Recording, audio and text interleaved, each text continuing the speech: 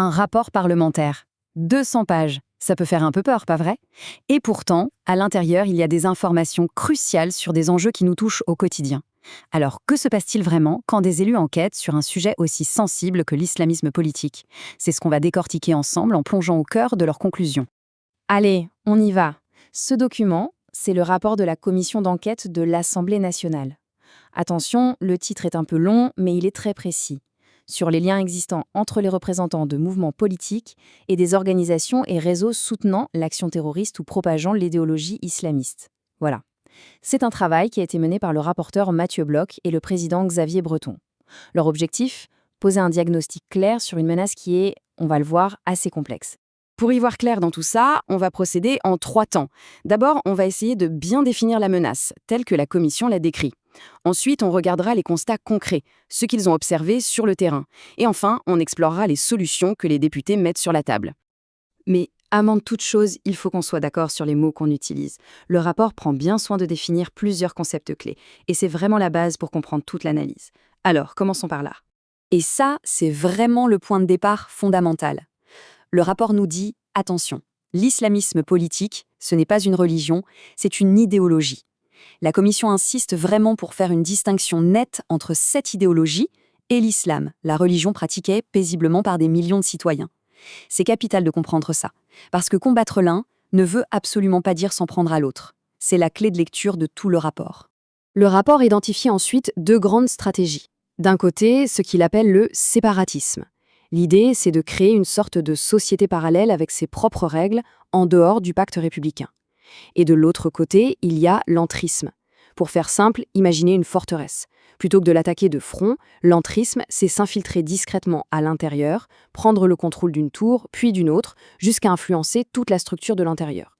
Ici, on touche à un basculement majeur. Selon les services de renseignement, la menace principale ne vient plus de l'extérieur. Elle est devenue, et c'est le mot du rapport, endogène. Qu'est-ce que ça veut dire? Eh bien, ça veut dire qu'elle naît et grandit à l'intérieur même de nos frontières, chez des personnes qui sont nées et ont été élevées en France. Et ça, évidemment, ça change complètement la donne sur la façon de gérer la sécurité. Bon, maintenant qu'on a posé les définitions, passons à la deuxième partie. Concrètement, sur le terrain, ça donne quoi? Parce que le rapport ne reste pas dans la théorie, il s'appuie sur des observations bien documentées. Alors là, la Commission décrit une sorte de mode d'emploi en 3 temps, une tactique qu'elle associe souvent à la mouvance des frères musulmans. D'abord, la dissimulation. On cache ses vrais objectifs. Ensuite, le double discours. On n'a pas le même message en public et en privé. Par exemple, on peut se montrer très modéré sur un plateau télé et prêcher des choses bien plus radicales en petit comité. Et enfin, 3e étape, la victimisation. Si on est critiqué, on crie à l'islamophobie pour clore le débat. Et ces stratégies, où est-ce qu'on les voit à l'œuvre? Le rapport pointe plusieurs cibles privilégiées, le monde de l'éducation, les universités, le secteur associatif et sportif, et bien sûr, Internet, qui est décrit comme le terrain de jeu de véritables machines de prédication virtuelle. Attention, ce chiffre fait froid dans le dos. Le rapport cite la Direction nationale du renseignement territorial, qui indique que les actes antisémites ont été quasiment multipliés par 3 au premier semestre 2024 par rapport à la même période en 2023. C'est une statistique qui montre de manière assez brutale la montée des tensions. On arrive maintenant à la partie la plus sensible du rapport, celle qui touche au lien avec le monde politique. Et là, il est très important de s'en tenir aux faits, tels que la Commission les présente, de la manière la plus neutre possible. Au niveau local, le constat est assez préoccupant.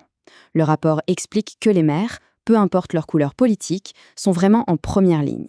Et souvent, ils sont assez démunis pour faire face à des stratégies d'influence très bien rodées. Il faut s'imaginer un maire à qui l'on demande d'approuver un nouveau centre communautaire pour découvrir bien plus tard qu'il est en fait lié à un groupe extrémiste. Voilà le genre de scénario complexe qu'ils doivent gérer. Là, pour analyser les dynamiques de vote, le rapport cite une source externe, un sondage de l'IFOP. Il est crucial de noter que c'est bien la commission parlementaire qui choisit de s'appuyer sur ce sondage pour éclairer son propos. Il met en lumière ce qu'elle perçoit comme une concentration de votes notable. Et en partant de cette analyse et d'autres faits, le rapport consacre toute une partie au cas spécifique de la France insoumise. Il y analyse des prises de position, des actions qu'il qualifie lui-même de complaisance, voire de soutien actif à des individus jugés proches des mouvements islamistes. Bon, après le diagnostic, place aux solutions, parce que le rapport ne fait pas que dresser un tableau, il propose aussi des pistes d'action. 32 recommandations au total pour, je cite, « renforcer les défenses de la République ». Regardons les plus importantes. Sur le plan national, les propositions sont très concrètes. Elles visent à mieux armer l'État et ses élus. L'une des idées phares, par exemple, c'est un contrôle accru des associations et des lieux de culte.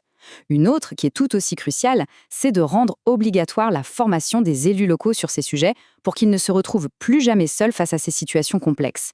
Et le rapport le dit bien, ce n'est pas qu'un problème français. La menace dépasse nos frontières, ces réseaux sont souvent transnationaux. Du coup, la réponse doit être européenne et coordonnée. Ça passe par un meilleur contrôle des subventions, mais aussi par la création d'outils juridiques communs pour pouvoir agir contre des associations jugées dangereuses partout en Europe. Finalement, ce rapport nous laisse avec une question essentielle.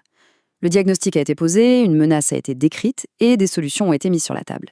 La vraie question maintenant, c'est: y aura-t-il la volonté et la capacité politique de transformer cette enquête en action concrète? C'est tout l'enjeu démocratique qui est derrière, et c'est la défense de notre modèle républicain qui se joue.